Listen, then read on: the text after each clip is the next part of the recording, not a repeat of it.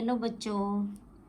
बटे ਆਪਾਂ ਕੱਲ एस ब्लॉक एलीमेंट्स चैप्टर शुरू ਕੀਤਾ ਸੀ ਜਿਹਦੇ ਵਿੱਚ ਆਪਾਂ ਉਹਦੀ ਇਲੈਕਟ੍ਰੋਨਿਕ ਕਨਫੀਗਰੇਸ਼ਨ ਤੇ ਕੁਝ ਉਹਦੀਆਂ ਪ੍ਰੋਪਰਟੀਜ਼ ਡਿਸਕਸ ਕੀਤੀਆਂ ਸੀ।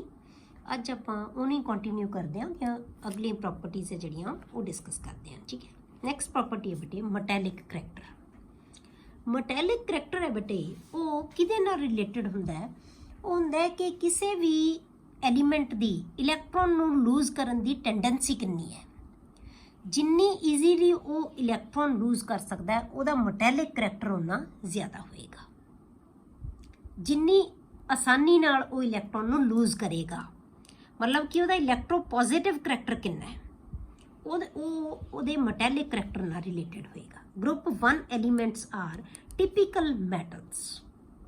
ਜਿਹੜੇ ਗਰੁੱਪ 1 ਦੇ ਐਲੀਮੈਂਟਸ ਹੈ ਜਿਨ੍ਹਾਂ ਨੂੰ ਅਸੀਂ ਅਲਕਲੀ ਮੈਟਲਸ ਕਹਿੰਦੇ ਆ, ਇਹ ਅਲਕਲੀ ਮੈਟਲਸ ਹੈ ਜਿਹੜੇ ਬੇਟੇ ਉਹ ਟਿਪੀਕਲ ਮੈਟਲਸ ਹੁੰਦੀਆਂ। these are soft and light metals।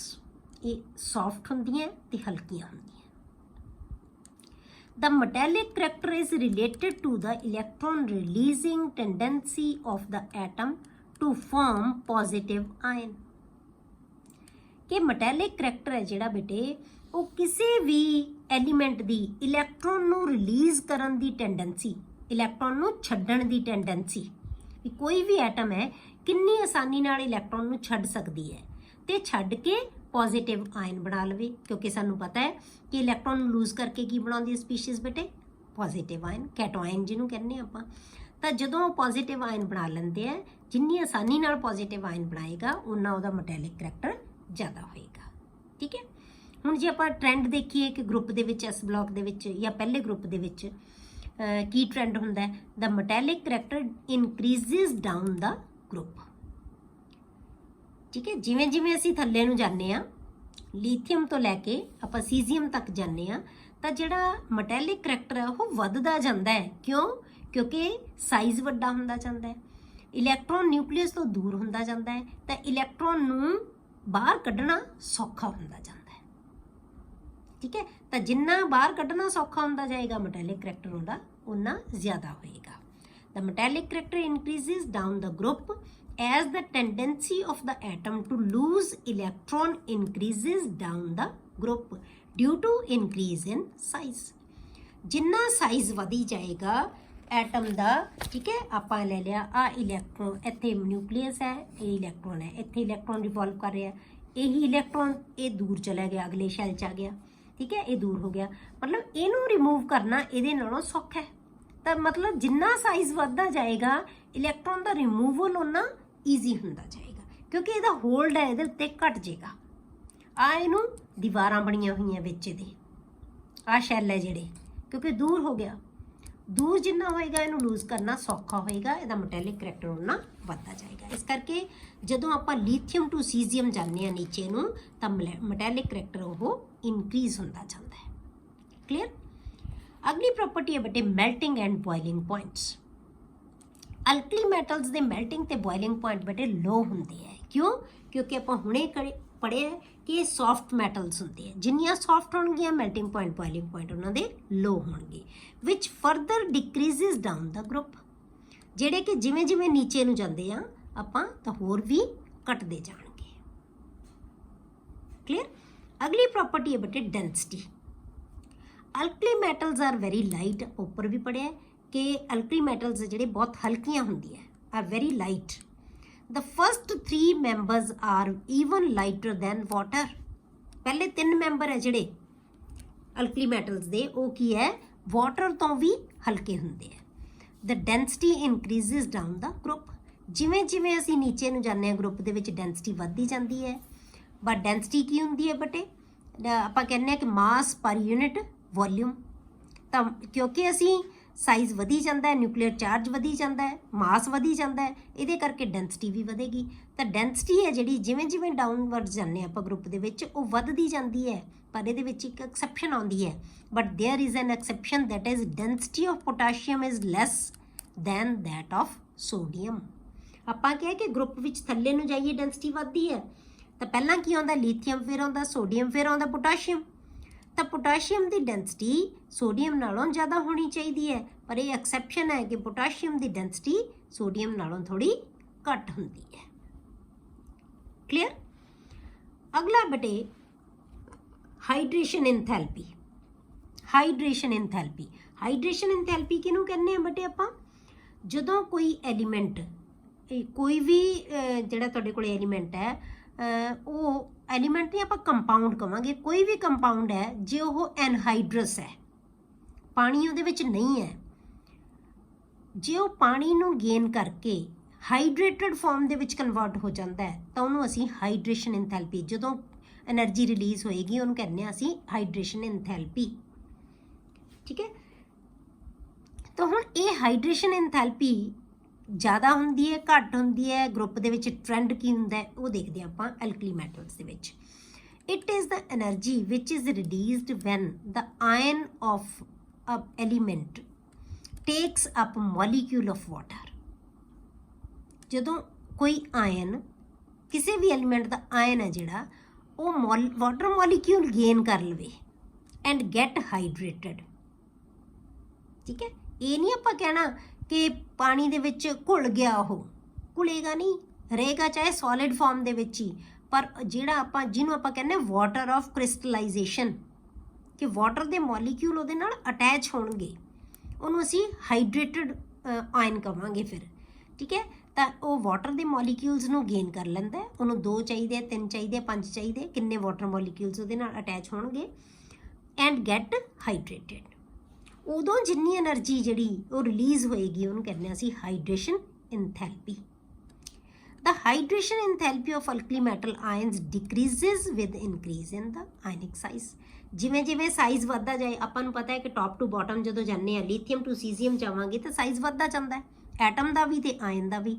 ਜਿਵੇਂ ਜਿਵੇਂ ਸਾਈਜ਼ ਵੱਧਦਾ ਜਾਏਗਾ ਉਵੇਂ ਉਵੇਂ ਉਹਨਾਂ ਦੀ ਹਾਈਡਰੇਸ਼ਨ ਇੰਥੈਲਪੀ ਹੈ ਜਿਹੜੀ ਉਹ ਘਟਦੀ ਜਾਏਗੀ। ਕਿਉਂ? ਕਿਉਂਕਿ ਜਿੰਨਾ ਛੋਟਾ ਆਇਨ ਹੁੰਦਾ ਹੈ ਉਹਦੀ ਹਾਈਡਰੇਸ਼ਨ ਇੰਥੈਲਪੀ ਉਨੀ ਜ਼ਿਆਦਾ ਹੁੰਦੀ ਹੈ। ਜਿਵੇਂ ਜਿਵੇਂ ਸਾਈਜ਼ ਵੱਧਦਾ ਜਾਏਗਾ ਹਾਈਡਰੇਸ਼ਨ ਇੰਥੈਲਪੀ ਦੀ ਵੈਲਿਊ ਘਟਦੀ ਜਾਏਗੀ। ਇਹਦਾ ਮਤਲਬ ਕੀ ਹੈ ਕਿ ਲੀਥੀਅਮ ਹੈ ਜਿਹੜਾ, ਉਹਦੀ ਹਾਈਡਰੇਸ਼ਨ ਇੰਥੈਲਪੀ ਜ਼ਿਆਦਾ ਹੁੰਦੀ ਹੈ ਐਜ਼ ਕੰਪੇਅਰ ਟੂ ਸੀਜ਼ੀਅਮ। ਸੀਜ਼ੀਅਮ ਦੀ ਸਭ ਤੋਂ ਘੱਟ ਹੁੰਦੀ ਹੈ। Lithium ion has maximum degree of hydration. ਇਸੇ ਕਰਕੇ ਲੀਥੀਅਮ ਦੀ ਜਿਹੜੀ ਡਿਗਰੀ ਆਫ ਹਾਈਡਰੇਸ਼ਨ ਹੈ ਉਹ ਮੈਕਸਿਮਮ ਹੁੰਦੀ ਹੈ। ਦੇਅਰਫੋਰ ਲੀਥੀਅਮ ਸਾਲਟਸ ਆਰ ਮੋਸਟਲੀ ਹਾਈਡਰੇਟਡ। ਇਸ ਕਰਕੇ ਜਿਹੜੇ ਲੀਥੀਅਮ ਦੇ ਸਾਲਟ ਹੈ ਉਹ ਜ਼ਿਆਦਾ ਹਾਈਡਰੇਟਡ ਹੁੰਦੇ ਆ। ਦੈਟ ਇਜ਼ LiCl ਨਾਲ 2 ਵਾਟਰ ਮੋਲੀਕਿਊਲਸ। ਆਪਾਂ ਇਹ ਨਹੀਂ ਕਹਿ ਰਹੇ ਕਿ ਪਾਣੀ ਦੇ ਵਿੱਚ ਘੁਲ ਗਿਆ, ਇਹ ਸੋਲਿਡ ਹੀ ਹੈ, ਪਰ ਕੀ ਹੈ, ਇਹਦੇ ਨਾਲ 2 ਵਾਟਰ ਮੋਲੀਕਿਊਲ ਅਟੈਚ ਹੋਏ ਹੋਏ ਹੈ। ਕਲੀਅਰ। ਅਗਲੀ ਪ੍ਰੋਪਰਟੀ ਹੈ ਬੇਟੇ ਕਲਰੇਸ਼ਨ ਟੂ ਫਲੇਮ। ਮਤਲਬ ਕੀ ਹੈ ਕਿ ਫਲੇਮ ਹੈ ਜਿਹੜੀ ਉਹਦਾ ਕਲਰ ਚੇਂਜ ਹੋ ਜਾਂਦਾ ਹੈ ਜਦੋਂ ਅਸੀਂ ਇਹਨਾਂ ਨੂੰ ਜਲਾਉਂਦੇ ਹਾਂ, ਮਤਲਬ ਕਲਰ ਦਿੰਦੇ ਆ ਫਲੇਮ ਨੂੰ alkali metals. The alkali metals and their salts impart characteristic color to the flame। ਮਤਲਬ ਜੇ ਆਪਾਂ ਫਲੇਮ ਦੇ ਉੱਤੇ, ਬਰਨਰ ਦੇ ਉੱਤੇ ਇਹਨਾਂ ਨੂੰ ਜਲਾਵਾਂਗੇ ਤਾਂ ਉਹ ਫਲੇਮ ਦੇ ਕਲਰ ਨੂੰ ਚੇਂਜ ਕਰ ਦੇਣਗੇ। ਠੀਕ ਹੈ। ਤਾਂ ਦੇ give characteristic color to the flame because ਕਿਉਂ ਦਿੰਦੇ ਆ ਬੇਟੇ? The heat from the flame excites the outermost electron to a higher energy level। ਕਿਉਂਕਿ ਇਹਨਾਂ ਦੀ ਜਿਹੜੀ ਆਇਓਨਾਈਜੇਸ਼ਨ ਇੰਥੈਲਪੀ ਹੈ ਨਾ, ਕਿਸੇ ਐਟਮ ਦੇ ਵਿੱਚੋਂ ਇਲੈਕਟ੍ਰੋਨ ਨੂੰ ਕੱਢਣ ਦੀ ਜਿਹੜੀ એનર્ਜੀ ਹੁੰਦੀ ਹੈ ਉਹਨੂੰ ਕਹਿੰਦੇ ਹਾਂ ਅਸੀਂ ਆਇਓਨਾਈਜੇਸ਼ਨ ਇੰਥੈਲਪੀ। ਇਹਨਾਂ ਦੀ ਆਇਓਨਾਈਜੇਸ਼ਨ ਇੰਥੈਲਪੀ ਬਹੁਤ ਥੋੜੀ ਹੁੰਦੀ ਹੈ ਅਲਕਲੀ ਮੈਟਲਸ ਦੀ। ਠੀਕ ਹੈ।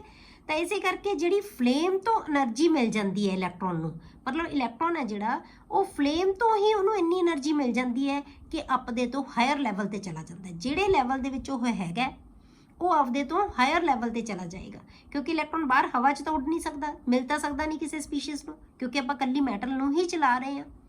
ਠੀਕ ਹੈ। ਤਾਂ ਇਹ ਬਾਹਰ ਨਿਕਲ ਜਾਏਗਾ ਆਪਦੇ ਲੈਵਲ ਤੋਂ, ਹੋਰ ਲੈਵਲ ਤੇ ਚਲਾ ਜਾਏਗਾ, ਹਾਇਰ ਲੈਵਲ ਤੇ ਚਲਾ ਜਾਏਗਾ। ਕਿਉਂ?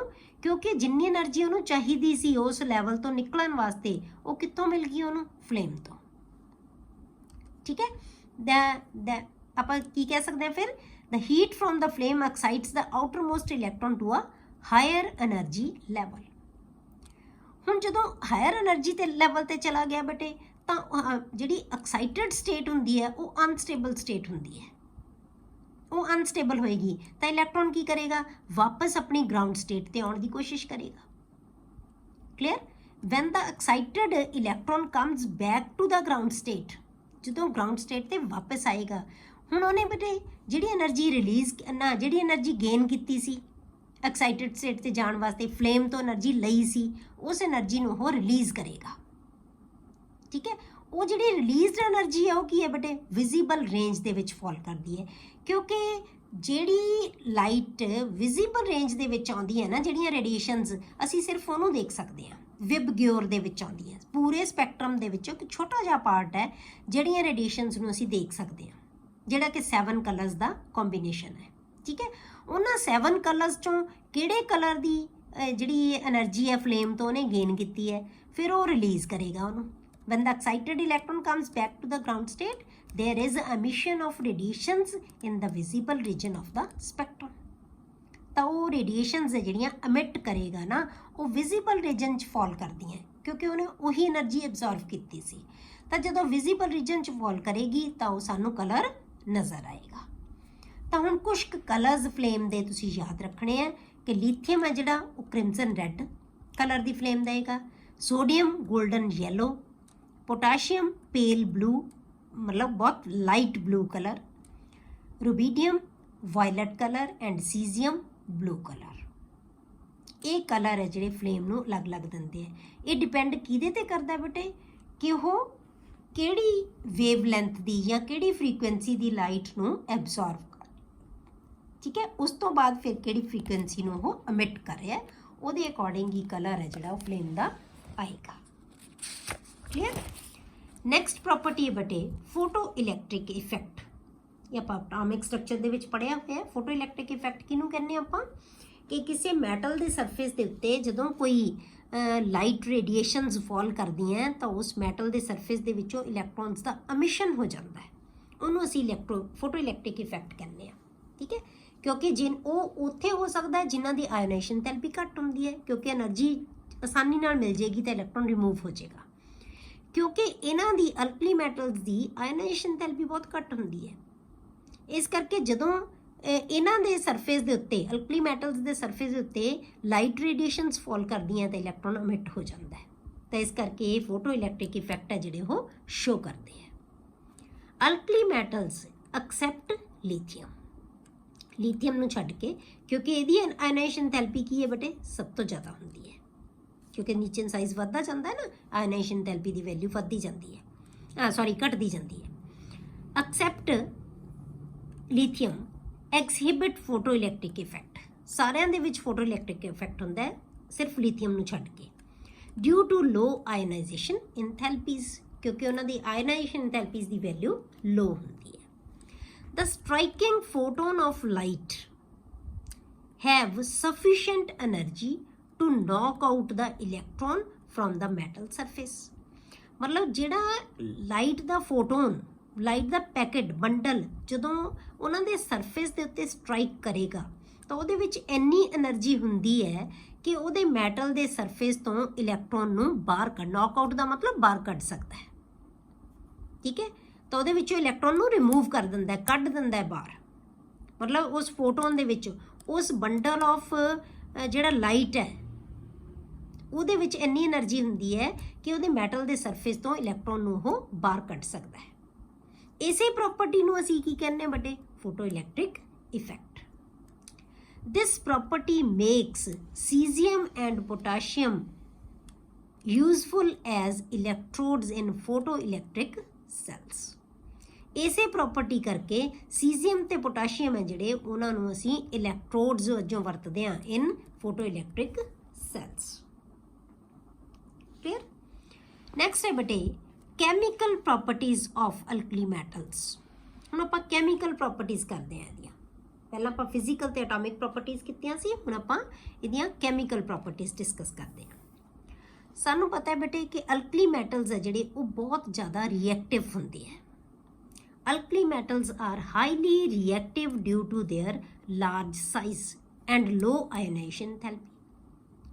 ਲਾਰਜ ਸਾਈਜ਼ ਕਿਉਂ ਹੈ ਬੇਟੇ? ਹਰੇਕ ਪੀਰੀਅਡ ਦੇ ਵਿੱਚੋਂ ਇਹ ਪਹਿਲਾ ਮੈਂਬਰ ਹੈ ਤੇ ਪਹਿਲੇ ਮੈਂਬਰ ਦਾ ਸਾਈਜ਼ ਸਭ ਤੋਂ ਵੱਡਾ ਹੋਏਗਾ। ਉਸ ਤੋਂ ਬਾਅਦ ਪੀਰੀਅਡ ਦੇ ਵਿੱਚ ਸਾਈਜ਼ ਹਮੇਸ਼ਾ ਛੋਟਾ ਹੁੰਦਾ ਜਾਂਦਾ ਹੈ, ਛੋਟਾ ਹੁੰਦਾ ਜਾਂਦਾ ਹੈ। ਤਾਂ ਇਹਦਾ ਮਤਲਬ ਹਰੇਕ ਪੀਰੀਅਡ ਦੇ ਵਿੱਚ ਅਲਕਲੀ ਮੈਟਲ ਦਾ ਸਾਈਜ਼ ਆਪਣੇ ਸਾਰੇ ਜਿਹੜੇ ਰਿਸਪੈਕਟਿਵ ਐਲੀਮੈਂਟਸ ਹੈ ਉਸ ਪੀਰੀਅਡ ਦੇ, ਉਹਦੇ ਨਾਲੋਂ ਸਭ ਤੋਂ ਵੱਡਾ ਹੋਏਗਾ, ਸਾਈਜ਼ ਵੱਡਾ ਹੁੰਦਾ ਹੈ। ਤੇ ਆਇਓਨਾਈਜੇਸ਼ਨ ਥੈਰੇਪੀ ਕੀ ਹੈ? ਸਭ ਤੋਂ ਘੱਟ ਹੈ। ਕਿਉਂ? ਕਿਉਂਕਿ ਜਿਵੇਂ ਜਿਵੇਂ ਸਾਈਜ਼ ਛੋਟਾ ਹੁੰਦਾ ਜਾਏਗਾ ਆਇਓਨਾਈਜੇਸ਼ਨ ਥੈਰੇਪੀ ਦੀ ਵੈਲਿਊ ਵੱਧਦੀ ਜਾਏਗੀ। ਛੋਟੇ ਸਾਈਜ਼ ਦਾ ਮਤਲਬ ਨਿਊਕਲੀਅਸ ਦਾ ਹੋਲਡ ਜ਼ਿਆਦਾ ਹੋਏਗਾ, ਉਹ 'ਚੋਂ ਇਲੈਕਟ੍ਰੋਨ ਨੂੰ ਕੱਢਣਾ ਔਖਾ ਹੋਏਗਾ। ਤਾਂ ਇਸ ਕਰਕੇ ਆਇਓਨਾਈਜੇਸ਼ਨ ਥੈਰੇਪੀ ਦੀ ਵੈਲਿਊ ਜ਼ਿਆਦਾ ਹੁੰਦੀ ਜਾਏਗੀ। ਇਹਨਾਂ ਦਾ ਸਾਈਜ਼ ਵੱਡਾ ਹੁੰਦਾ ਹੈ, ਆਇਓਨਾਈਜੇਸ਼ਨ ਥੈਰੇਪੀ ਦੀ ਵੈਲਿਊ ਲੋ ਹੁੰਦੀ ਹੈ। ਇਸ ਕਰਕੇ ਇਹ ਜਿਹੜੇ ਹੈਗੇ ਆ ਮੈਟਲਸ ਹੈ, ਅਲਕਲੀ ਮੈਟਲਸ ਹੈ, ਉਹ ਬਹੁਤ ਜ਼ਿਆਦਾ ਰਿਐਕਟਿਵ ਹੁੰਦੇ ਆ। ਦਾ ਰਿਐਕਟਿਵਿਟੀ ਇਨਕਰੀਜ਼ਿਜ਼ ਡਾਊਨ ਦਾ ਗਰੁੱਪ। ਜਿਵੇਂ ਜਿਵੇਂ ਜਿਹੜਾ ਹੈਗਾ ਡਾਊਨਵਰਡਸ ਜਾਂਦੇ ਆ, ਇਹ ਦੋਨੋਂ ਚੀਜ਼ਾਂ ਹੋਰ ਵੱਧਦੀਆਂ ਜਾਂਦੀਆਂ, ਆ ਵੱਧਦੀ ਜਾਂਦੀ ਹੈ, ਇਹ ਘਟਦੀ ਜਾਂਦੀ ਹੈ।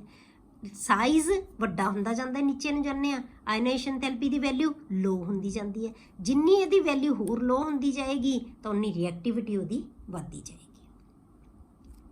ਕਲੀਅਰ ਹੋ ਗਿਆ? ਹੁਣ ਆਪਾਂ ਅਲੱਗ-ਅਲੱਗ ਏਅਰ ਦੇ ਵਿੱਚ ਵਾਟਰ ਦੇ ਨਾਲ, ਆਕਸੀਜਨ ਦੇ ਨਾਲ, ਅਲੱਗ-ਅਲੱਗ ਹੋਰ ਕੰਪਾਊਂਡਸ ਦੇ ਨਾਲ ਇਹਨਾਂ ਦੇ ਕੀ ਰਿਐਕਸ਼ਨਸ ਹੈ, ਹੁਣ ਆਪਾਂ ਉਹਨਾਂ ਨੂੰ ਡਿਸਕਸ ਕਰਦੇ ਹਾਂ। ਸਭ ਤੋਂ ਪਹਿਲਾਂ ਆਪਾਂ ਲੈਂਦੇ ਹਾਂ ਰਿਐਕਟਿਵਿਟੀ ਟੂਵਰਡਸ ਏਅਰ। ਏਅਰ ਦੇ ਵਿੱਚ ਇਹਨਾਂ ਦੀ ਕੀ ਰਿਐਕਟਿਵਿਟੀ ਹੈ? ਅਲਕਲੀ ਮੈਟਲਸ ਟਰਨਿਸ਼ ਇਨ ਡਰਾਈ ਏਅਰ। ਜਿਹੜੇ ਅਲਕਲੀ ਮੈਟਲਸ ਹੁੰਦੇ ਆ ਨਾ ਬੇਟੇ, ਆਪਾਂ ਮੈਟਲਸ ਕਿਹਨਾਂ ਨੂੰ ਕਹਿੰਦੇ ਆ? ਜਿਨ੍ਹਾਂ ਦੇ ਵਿੱਚ ਚਮਕ ਹੁੰਦੀ ਹੈ, ਠੀਕ ਹੈ। ਪਰ ਜਿਹੜੀ ਇਹਨਾਂ ਦੀ ਚਮਕ ਹੈ ਨਾ, ਉਹ ਡਲ ਹੋ ਜਾਂਦੀ ਹੈ ਡਰਾਈ ਏਅਰ ਦੇ ਵਿੱਚ, ਕਿਉਂਕਿ ਏਅਰ ਨਾਲ ਰਿਐਕਟ ਕਰ ਲੈਂਦੇ ਇਹ due to formation of their oxides. ਤਾਂ ਏਅਰ ਨਾਲ ਰਿਐਕਟ ਕਰਕੇ ਹੀ ਆਪਣੇ ਆਕਸਾਈਡਸ ਬਣਾ ਲੈਂਦੇ ਆ, ਠੀਕ ਹੈ, ਵਿਚ ਰਿਐਕਟ ਵਿਦ ਮੋਇਸਚਰ। ਹੁਣ ਇਹ ਆਕਸਾਈਡ ਹੈ ਜਿਹੜੇ, ਇਹ ਮੋਇਸਚਰ ਦੇ ਨਾਲ ਰਿਐਕਟ ਕਰ ਲੈਂਦੇ ਆ, ਕਿਉਂਕਿ ਏਅਰ ਦੇ ਵਿੱਚ ਮੋਇਸਚਰ ਵੀ ਹੁੰਦਾ, ਨਮੀ ਵੀ ਹੁੰਦੀ ਹੈ, ਮਤਲਬ ਵਾਟਰ ਨਾਲ, ਠੀਕ ਹੈ, ਟੂ ਫਾਰਮ ਹਾਈਡਰੋਕਸਾਈਡ। ਮਤਲਬ ਏਅਰ ਦੇ ਵਿੱਚ ਆਕਸੀਜਨ ਹੁੰਦੀ ਹੈ, ਵਾਟਰ ਹੁੰਦਾ ਹੈ, ਕਾਰਬਨ ਡਾਈਆਕਸਾਈਡ ਹੁੰਦੀ ਹੈ, ਇਹ ਸਾਰਿਆਂ ਦੇ ਨਾਲ ਹੀ ਰਿਐਕਟ ਕਰ ਸਕਦੇ ਆ, ਇੰਨੇ ਰਿਐਕਟਿਵ ਹੁੰਦੇ ਆ। ਤਾਂ ਆਪਾਂ ਅਲੱਗ-ਅਲੱਗ ਰਿਐਕਸ਼ਨਸ ਦਿਖਾਉਂਦੇ ਆ ਇਹਦੇ ਕਿ ਮੈਟਲ ਆਕਸਾਈਡ ਨਾਲ ਜਦੋਂ ਆਕਸੀਜਨ ਨਾਲ ਰਿਐਕਟ ਕਰੇਗੀ ਤਾਂ ਕੀ ਬਣਾ ਲੇਗਾ? ਮੈਟਲ ਦਾ ਆਕਸਾਈਡ M2O। ਜਦੋਂ ਮੈਟਲ ਆਕਸਾਈਡ ਵਾਟਰ ਨਾਲ ਰਿਐਕਟ ਕਰੇਗਾ ਤਾਂ ਮੈਟਲ ਦਾ ਹਾਈਡਰੋਕਸਾਈਡ ਬਣ ਜਾਏਗਾ MOH। ਜਦੋਂ ਹਾਈਡਰੋਕਸਾਈਡ ਕਾਰਬਨ ਡਾਈਆਕਸਾਈਡ ਨਾਲ ਰਿਐਕਟ ਕਰ ਲੇਗਾ ਤਾਂ ਮੈਟਲ ਦਾ ਕਾਰਬੋਨੇਟ ਬਣ ਜਾਏਗਾ,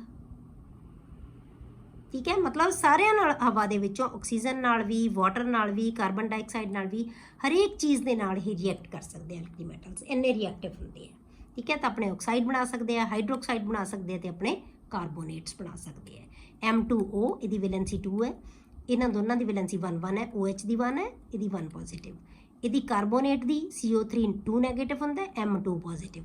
ਇਹਦਾ M ਜਿਹੜਾ ਹੈਗਾ ਇਹਦੀ 1 ਪੋਜ਼ਿਟਿਵ ਹੁੰਦਾ, CO3 2 ਨੈਗੇਟਿਵ ਹੁੰਦਾ, ਇਸ ਕਰਕੇ 2 ਇੱਥੇ ਆ ਜਾਏਗਾ, ਇੱਥੇ 1 ਲਿਖਣ ਦੀ ਜ਼ਰੂਰਤ ਨਹੀਂ ਹੈ। ਤਾਂ M2CO3 ਇਹ ਕਾਰਬੋਨੇਟ ਬਣ ਜਾਏਗਾ।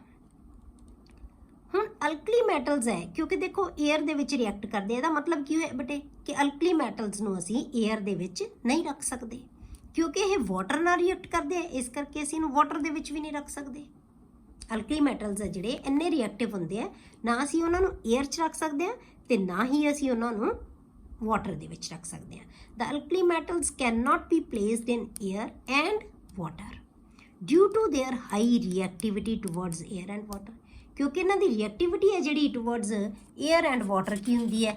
ਬਹੁਤ ਜ਼ਿਆਦਾ ਹੁੰਦੀ ਹੈ। ਇਸ ਕਰਕੇ ਆਪਾਂ ਕੀ ਹੈ, ਨਾ ਇਹਨਾਂ ਨੂੰ ਏਅਰ 'ਚ ਰੱਖ ਸਕਦੇ ਹਾਂ ਤੇ ਨਾ ਹੀ ਇਹਨਾਂ ਨੂੰ ਵਾਟਰ ਦੇ ਵਿੱਚ ਰੱਖ ਸਕਦੇ ਹਾਂ। These are normally kept in chemically inert solvent। ਤਾਂ ਇਸ ਕਰਕੇ ਕੈਮੀਕਲੀ ਇਨਰਟ ਸੋਲਵੈਂਟ ਹੈ ਜਿਹੜਾ, ਉਹਦੇ ਵਿੱਚ ਹੀ ਅਸੀਂ ਇਹਨਾਂ ਨੂੰ ਰੱਖਾਂਗੇ, ਜਿਵੇਂ ਕਿ ਕੈਰੋਸੀਨ ਹੈ। ਇਸੇ ਕਰਕੇ ਇਹਨੂੰ ਤੁਹਾਨੂੰ ਕੋਈ ਕੁਐਸਚਨ ਆ ਜਾਂਦਾ ਹੈ ਕਿ ਅਲਕਲੀ ਮੈਟਲਸ ਨੂੰ ਹੈ ਜਿਹੜਾ, ਉਹਨੂੰ ਕੈਰੋਸੀਨ ਦੇ ਵਿੱਚ ਕਿਉਂ ਰੱਖਿਆ ਜਾਂਦਾ ਹੈ? ਕਿਉਂ? ਕਿਉਂਕਿ ਉਹ ਏਅਰ ਦੇ ਵਿੱਚ ਵੀ ਨਹੀਂ ਰੱਖ ਸਕਦੇ ਅਸੀਂ ਉਹਨੂੰ, ਵਾਟਰ ਦੇ ਵਿੱਚ ਵੀ ਨਹੀਂ ਰੱਖ ਸਕਦੇ, ਤੇ ਇਸ ਕਰਕੇ ਇਹਨੂੰ ਕੈਰੋਸੀਨ ਦੇ ਵਿੱਚ ਰੱਖਦੇ ਹਾਂ, ਜਿਹੜਾ ਕਿ ਇਨਰਟ ਸੋਲਵੈਂਟ ਹੈ। ਕੋਈ ਸੋਲਵੈਂਟ ਵੀ ਇਹੋ ਜਿਹਾ ਹੋਵੇ ਬੇਟੇ ਜਿਹੜਾ H ਆਇਨ ਰਿਲੀਜ਼ ਕਰ ਸਕਦਾ ਹੋਵੇ, ਪ੍ਰੋਟੋਨੇਟਡ ਹੋਵੇ, ਉਹਦੇ ਵਿੱਚ ਵੀ ਆਪਾਂ ਨਹੀਂ ਰੱਖ ਸਕਦੇ। ਮਤਲਬ ਹਰੇਕ ਤਰ੍ਹਾਂ ਦੇ ਸੋਲਵੈਂਟ 'ਚ ਵਿੱਚ ਨਹੀਂ ਰੱਖਿਆ ਜਾ ਸਕਦਾ। ਕਿਹਦੇ 'ਚ ਰੱਖਾਂਗੇ? ਜਿਹੜਾ ਇਨਰਟ ਹੋਏਗਾ, ਜਿਹੜਾ ਰਿਐਕਟਿਵ ਨਹੀਂ ਹੋਏਗਾ, ਉਸ ਤਰ੍ਹਾਂ ਦੇ ਸੋਲਵੈਂਟ ਦੇ, ਜਿਵੇਂ ਕਿ ਕੈਰੋਸੀਨ ਹੈ। ਤਾਂ ਕੈਰੋਸਿਨ ਦੇ ਵਿੱਚ ਹੈ ਜਿਹੜਾ ਅਲਕਲੀ ਮੈਟਲਸ ਨੂੰ ਰੱਖਿਆ ਜਾਂਦਾ ਹੈ। ਕਲੀਅਰ। ਅਗਲਾ ਹੈ ਬੇਟੇ ਰਿਐਕਟੀਵਿਟੀ ਟੂਵਰਡਸ ਆਕਸੀਜਨ। ਹੁਣ ਆਕਸੀਜਨ ਦੇ ਨਾਲ ਇਹਨਾਂ ਦੀ ਰਿਐਕਟੀਵਿਟੀ ਕੀ ਹੈ? ਪਹਿਲਾਂ ਤਾਂ ਆਪਾਂ ਏਅਰ ਦੇ ਵਿੱਚ ਕੱਲਾ ਏਅਰ ਦੇ ਵਿੱਚ ਕੀਤਾ ਸੀ ਆਪਾਂ ਕਿ ਜਿਹਦੇ ਵਿੱਚ ਸਾਰਾ ਕੁਝ ਹੀ ਆ ਗਿਆ, ਆਕਸੀਜਨ ਵੀ ਆ ਗਿਆ, ਵਾਟਰ ਵੀ ਆ ਗਿਆ, ਕਾਰਬਨ ਡਾਈਆਕਸਾਈਡ ਵੀ ਆ ਗਿਆ। ਹੁਣ ਆਪਾਂ ਕੱਲੀ ਆਕਸੀਜਨ ਦੇ ਨਾਲ ਜਦੋਂ ਰਿਐਕਟ ਕਰਦੇ ਆ ਤਾਂ ਕਿਵੇਂ ਤਰ੍ਹਾਂ ਦੇ ਆਕਸਾਈਡ ਇਹ ਬਣਾਉਂਦੇ ਆ? They burn vigorously in oxygen forming different oxides depending upon their nature. मतलब कि ये बहुत ਵਿਗਰਸਲੀ ਹੈ ਜਿਹੜਾ ਆਕਸੀਜਨ ਦੇ ਨਾਲ ਰਿਐਕਟ ਕਰਦੇ ਹੈ ਤੇ ਆਪਣੇ ਆਕਸਾਈਡ ਬਣਾ ਲੈਂਦੇ ਅਲੱਗ-ਅਲੱਗ ਤਰ੍ਹਾਂ ਦੇ।